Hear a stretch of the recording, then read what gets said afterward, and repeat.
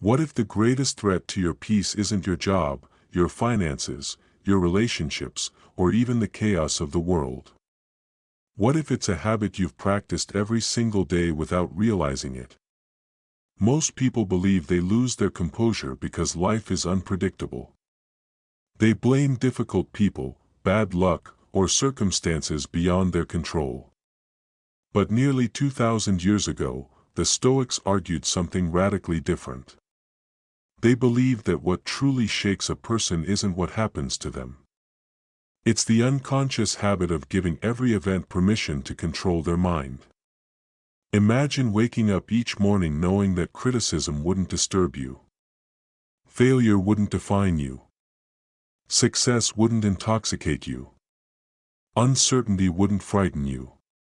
To the Stoics, this wasn't a fantasy. It was a discipline. And among all the habits they practiced, there was one ancient mental exercise that quietly transformed ordinary people into individuals who could remain steady in the middle of storms. Once you understand it, you'll never look at your own reactions the same way again. Stoicism emerged in ancient Greece and later flourished in Rome, shaping the minds of people who faced wars, political upheaval, exile, illness, and personal tragedy. Figures like Epictetus, a former slave who became one of history's greatest teachers, Seneca, a statesman navigating dangerous politics, and Marcus Aurelius, an emperor burdened with endless responsibility, all relied on the same philosophical foundation. They weren't searching for comfort. They were searching for freedom. Not freedom from hardship, but freedom from becoming a prisoner of hardship. Today, our battles look different. Instead of invading armies, we face endless notifications. Instead of public trials, we deal with social media judgment. Instead of physical scarcity, we experience mental overload. Yet the human mind hasn't changed. We still panic over uncertainty. We still crave approval. We still surrender our emotional state to things we cannot command. The ancient Stoics noticed this pattern long before smartphones, careers, or modern anxiety existed. Their answer wasn't to escape the world. It was to train the mind differently. And that training began with one deceptively simple habit. The habit of separating what belongs to you from what never did.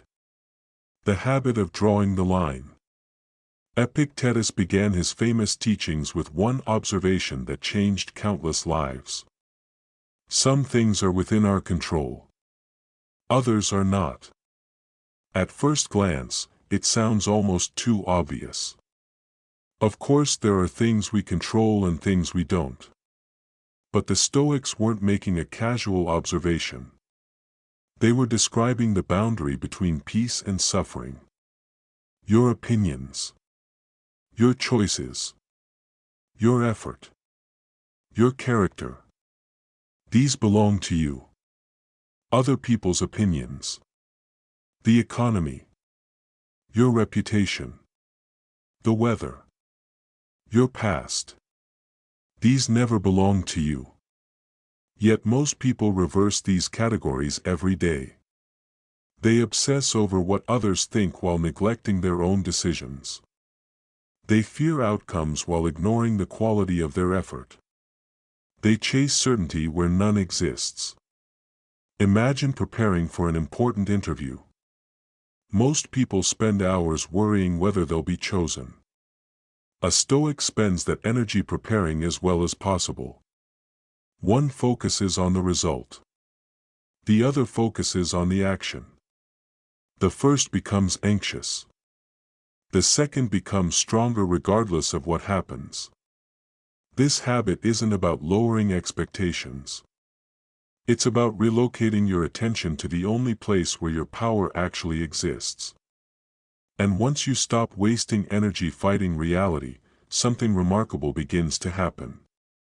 You finally have enough strength to improve yourself. But there's another obstacle waiting for almost everyone. Your emotions. Pause before you judge. A harsh comment appears online. Someone ignores your message. A coworker interrupts you during a meeting. Within seconds, your mind tells a story. They don't respect me. They're trying to embarrass me. This always happens. The Stoics warn that suffering rarely comes directly from events. It comes from the judgments we immediately attach to them. Epictetus taught that events themselves are neutral. Our interpretations give them emotional weight. This doesn't mean pretending painful situations aren't painful. It means recognizing that your first interpretation is rarely the only possible one. Perhaps the coworker interrupted because they were nervous. Perhaps the silence wasn't rejection but distraction. Perhaps the setback isn't proof of failure but an invitation to adapt. The Stoic habit is not emotional suppression. It's emotional investigation. Instead of reacting instantly, they created a tiny space between event and response. Inside that space lived freedom. In today's world, this habit is incredibly rare. Everything encourages immediate reactions. Instant messages. Instant outrage.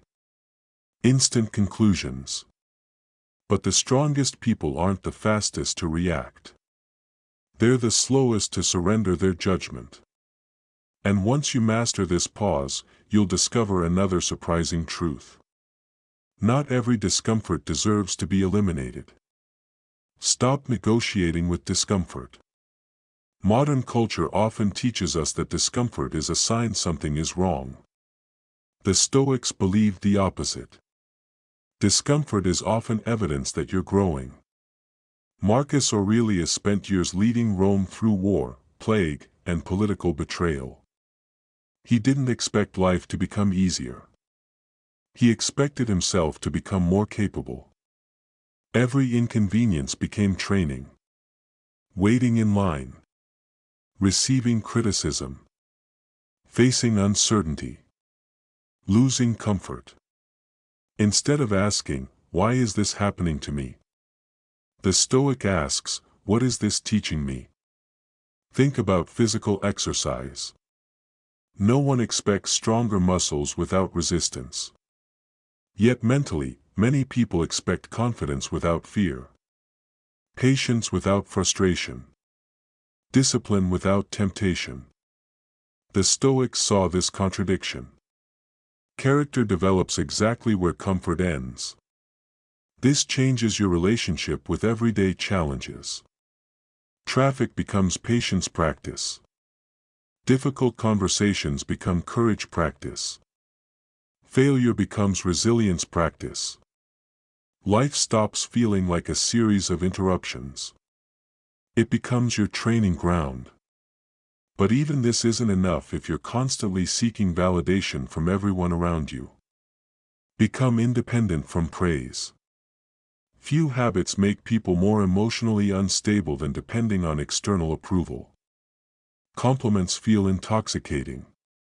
Criticism feels devastating. Your emotional state rises and falls according to someone else's opinion. The Stoics saw this as voluntary slavery.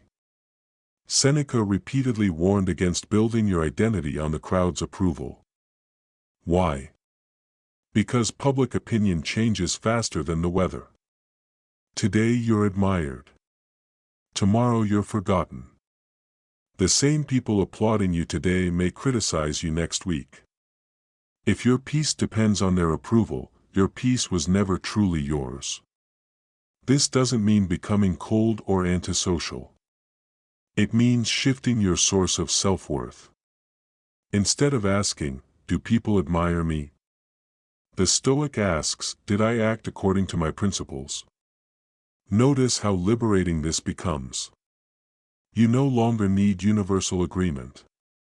You need personal integrity. Ironically, people who stop chasing approval often become more respected. Not because they manipulate perception. Because authenticity is difficult to ignore. But perhaps the greatest challenge isn't other people's opinions. It's your own fear of the future. Prepare without worrying. The future has a remarkable ability to steal today's peace. We rehearse disasters that never happen. We imagine conversations that never occur. We fear outcomes that never arrive. The Stoics developed a remarkable habit. Instead of fearing possible difficulties, they calmly imagined them. This practice wasn't pessimism. It was preparation. If you mentally accept that setbacks are possible, they lose much of their power to shock you. Marcus Aurelius reminded himself daily that he would encounter selfish people, dishonest people, arrogant people, and ungrateful people. Not because he hated humanity. Because reality becomes easier to navigate when you stop expecting perfection. Imagine beginning your day expecting everything to go exactly as planned. The first inconvenience destroys your mood. Now imagine expecting challenges. Suddenly, each obstacle becomes confirmation that reality is behaving exactly as reality always has.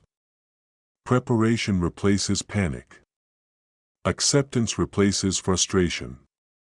You become flexible instead of fragile. And all of this leads toward the deepest Stoic habit of all. One that transforms not only your actions, but your identity. Become the guardian of your character. The Stoics believed that every external achievement could disappear. Money, status, beauty, influence, health, even life itself.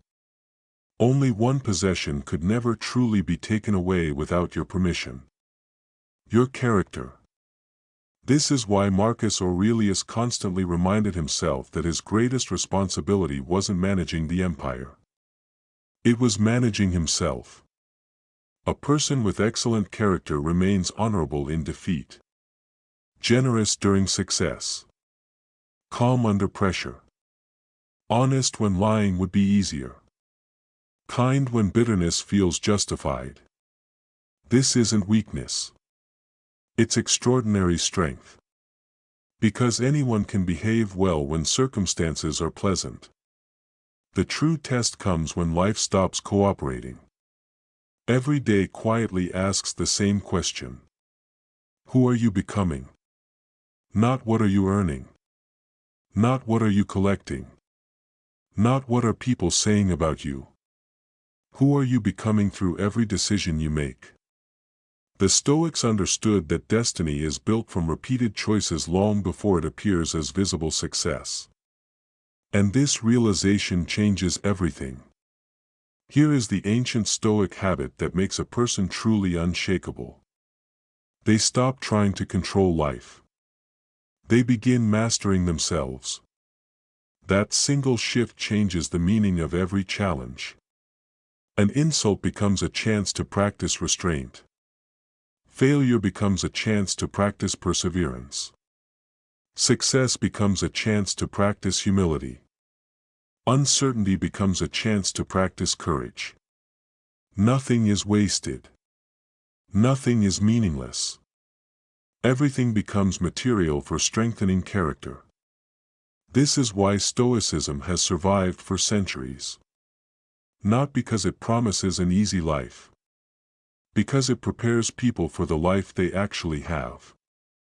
When you understand this deeply, you stop asking whether life is fair. You stop waiting for perfect circumstances. You stop believing that peace will finally arrive after the next promotion, the next relationship, or the next achievement. Instead, you realize that peace begins the moment your inner world no longer depends on your outer world. That is what made the Stoics so resilient. Not superior intelligence. Not extraordinary luck. A daily habit. Every morning, every challenge, every setback, every victory. They quietly ask the same question. What part of this belongs to me? Then they gave their full attention to that answer.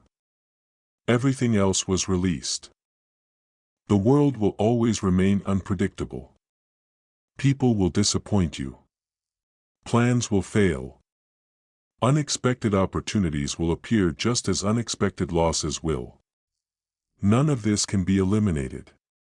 But your relationship with these events can be transformed. That is the enduring gift of Stoicism. The habit of drawing a clear line between what you command and what you merely experience.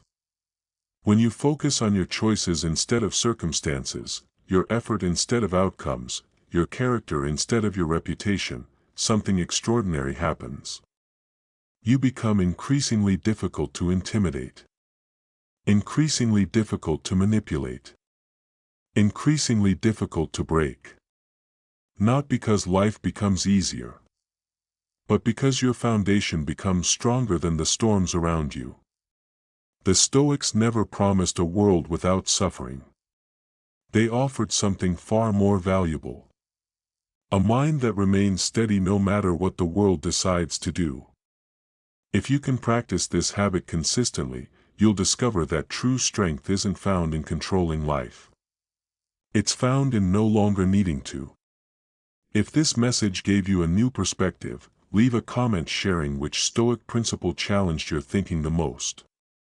If you found value in this video, consider liking it and subscribing for more timeless wisdom that can help you build a calmer, stronger, and more resilient mind.